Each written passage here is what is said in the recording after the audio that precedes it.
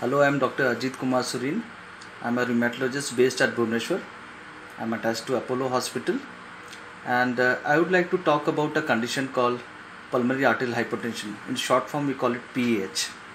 So it is divided into it is a primary condition sometimes, and most of the time it is secondary to a connective tissue disease.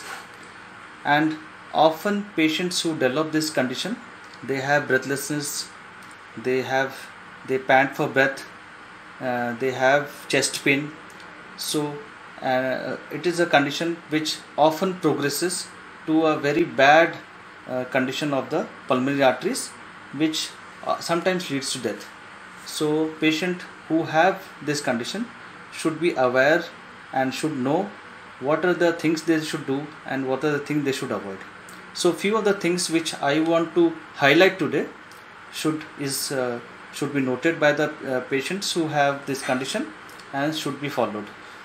So the first thing I would like to say is people who have a habit of smoking should quit smoking and should give up smoking, or they can take the help of a therapist if they are unable to do so. They should avoid traveling to very high altitudes like a hill station, where that puts more pressure to the heart and the lungs, and which increases the symptoms. They should often stick to a very healthy diet. They should avoid saturated fat, trans fat, high cholesterol diet, fried items, and they should limit the salt intake.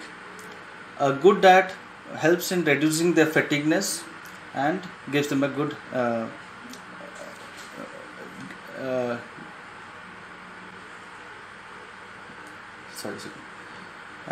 they should also practice some relaxation techniques and some safe exercises, physiotherapies with the help of a physiotherapist, so that they can keep fit.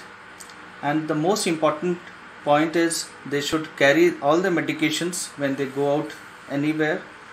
Even when they go out for a trip, they should ensure that they have these medications and they take their medications in time.